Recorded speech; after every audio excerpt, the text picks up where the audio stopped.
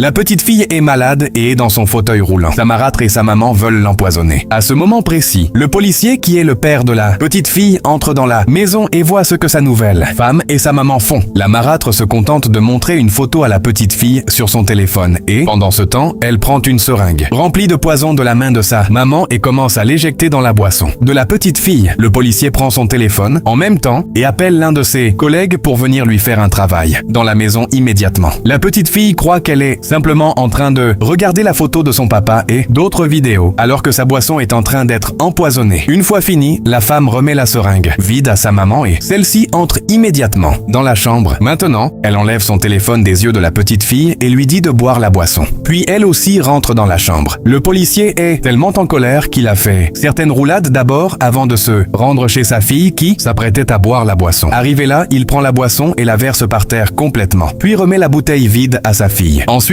il lui dit de se comporter comme quelqu'un qui est déjà mort. Puis il va se cacher lui-même derrière un poteau de la maison. Un instant après, la femme revient dans la cour et commence à appeler le nom de la petite fille. Mais elle constate qu'elle est immobile et donc elle croit que le poison a effectivement fonctionné. Elle commence à se réjouir avec sa maman et la maman dit « Il y a longtemps que j'ai voulu que cette fille meure afin que tu sois la seule femme et aussi que tes futurs enfants soient les seuls enfants de ton mari. Parce que sa présence va toujours vous embrouiller dans la maison et ton mari va toujours te manquer de respect. » La femme aussi dit à sa maman « Je suis déjà fatiguée de l'entretenir dans cette maison. À chaque fois, je lave ses habits, je lui donne à manger, je m'occupe d'elle comme si elle était mon enfant. Maintenant, c'est déjà fini. » La femme demande à sa maman si quelqu'un ne saura pas que c'est elles-mêmes qui ont tué la petite fille. Et la maman lui dit qu'elles vont toujours nier et que personne ne saura jamais. Le mari est bien caché et entend tout cela. Les deux ont commencé à crier en appelant au secours les voisins pour venir voir ce qui vient de se passer avec la petite fille. Les voisins sont arrivés et lui demandent ce qui ne va pas avec la petite fille. La seule réponse qu'elle trouve à donner est qu'elle est déjà morte et qu'il faut l'amener à la morgue. Les voisins commencent à refuser en disant qu'ils doivent l'amener à l'hôpital d'abord avant d'avoir la confirmation que la petite fille est morte. Mais la dame et sa maman refusent. Le mari sort de là où il est caché et vient là. La femme lui dit en même temps « Elle est ici et ma mère et moi sommes dans la chambre. » À notre sortie, on constate qu'elle est morte. Le mari lui demande si elle est sûre que c'est de cette manière que la fille est morte et la femme accepte. Le papa dit à la petite fille de se réveiller et, devant eux tous, la petite fille se réveille. La femme commence à trembler et sa maman aussi. Le policier s'est fâché et, au lieu d'attendre son ami policier pour venir, il s'est jeté sur sa belle-mère et sur sa femme et leur a fait quelque chose de très grave et dangereux. Et c'est ce que je vais vous montrer dans la suite de cette histoire. Partagez la vidéo, mettez-la dans vos favoris et abonnez-vous si vous voulez voir la suite dans la partie 2.